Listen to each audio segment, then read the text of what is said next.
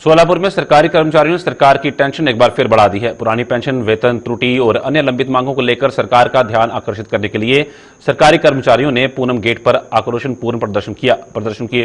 जिला परिषद कर्मचारी संघ, सहकारी कर्मचारी केंद्रीय संघ, जिला परिषद कर्मचारी महासंघ समेत कई संगठनों के पदाधिकारी और सदस्य शामिल हुए।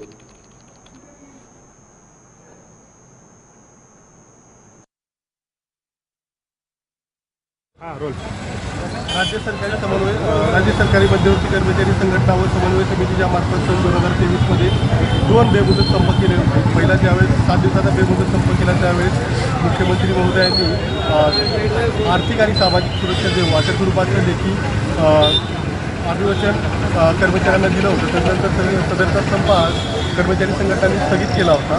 तदनंतर पुन्हा एकदा डिसेंबर 23 मध्ये बेमुदत संप चालू केला, परंतु संपाच्या पहिल्या दिवशी मुख्यमंत्री महोदयांनी सभागृहामध्ये जुनी पेन्शन योजना आपण लवकरच लागू करू अशा स्वरूपाचं जाहीर भाषण केलं होतं। त्या अनुषंगाने आज तागायत शासन निर्णय अधिसूचना पारित होणं अपेक्षित होतं, परंतु आज तागायत कुठल्याही स्वरूपाची शासन स्तरावरून कारवाई झालेली दिसून येत नाही आहे। त्यामुळे सर्व कर्मचारी हे बेहाल झालेले आहेत की बाबा मागील 4 ते 5 वर्षापासून जे शासन फक्त जुने पेन्शन आम्ही तुम्हाला देऊ, त्यातले सर्व लाभ देऊ असं फक्त गाजर दाखवते, परंतु कारवाई होत नाही आहे। त्या अनुषंगाने आता लवकरच विधानसभेची आचारसंहिता लागण्याची वेळ आलेली आहे, तरीही शासन कुठल्याही स्वरूपाचं आदेश पारित करत नाही आहे। हे सर्व बाबी लक्षात घेऊन शासन केवळ टाळाटाळ करत आहे।